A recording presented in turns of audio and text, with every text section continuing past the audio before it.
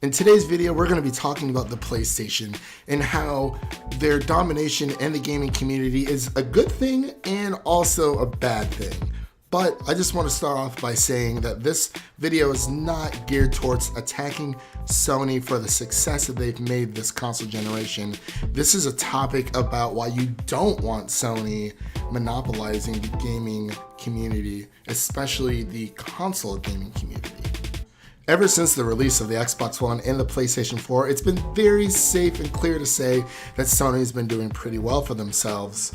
People have been praising Sony left and right ever since they learned that the PlayStation 4's base price was at $400, which was very, very impressive over Xbox One's $500 price range.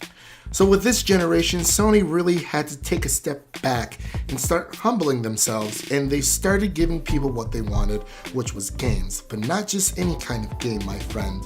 They started giving them exclusive games, with games like Horizon Zero Dawn, Bloodborne, The Last Guardian, Uncharted 4, Persona 5, and the new God of War, which I hear is amazing, by the way.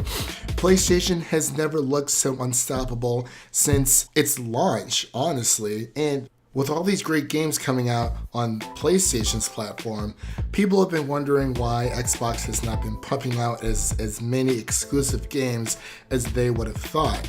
This puts Sony in a position of power that they didn't have with the PlayStation 3.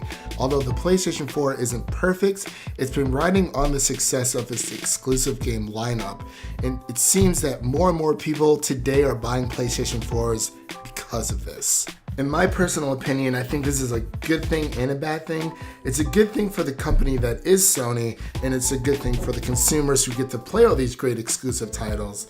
But it's also a bad thing for the consumers as well. Let's say that Sony ends up dominating the console gaming market and everyone has their little PlayStation 4s and their little PlayStation 4 Pros and their Vitas or whatever you want to call them. From that day on, you have no choice but to hand your money over to Sony because they've officially become a monopoly that owns everything gaming related.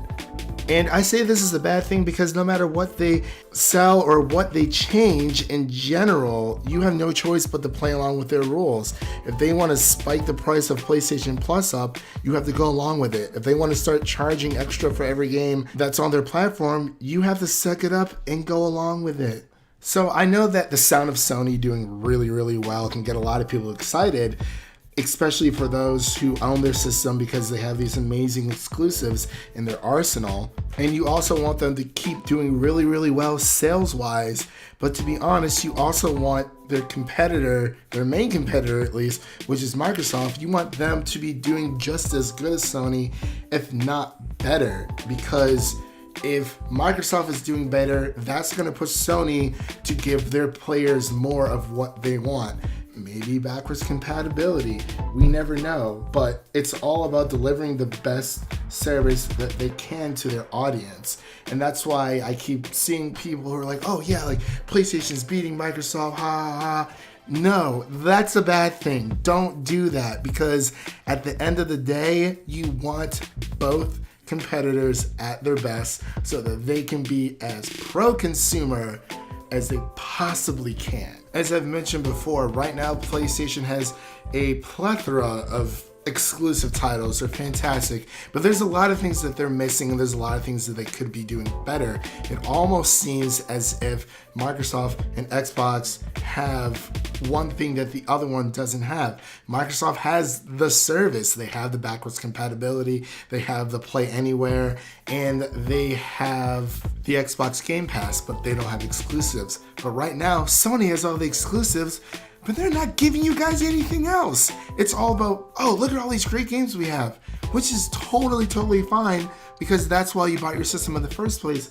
But imagine if the PlayStation 4 had backwards compatibility like the first model of the PlayStation 3 did, and they had backwards compatibility with PlayStation 2 and even PlayStation 1 games, which was like one of the best moves they've ever made. The PlayStation 2's library was phenomenal, massive, and then you have PlayStation 1 games with all this nostalgia, and it's like, Sony, what are you doing? Give your gamers what they want.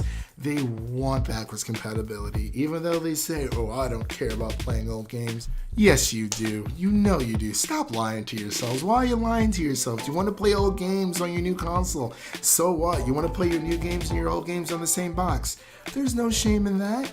It's all good. We're all gamers here. But that about wraps it up for today, folks. Let me know what you think in the comment section down below. And don't forget to hit that like and subscribe button if you like our channel. And now the moment you've all been waiting for. Well, the moment I've been waiting for. A 1, 2, 3, 4.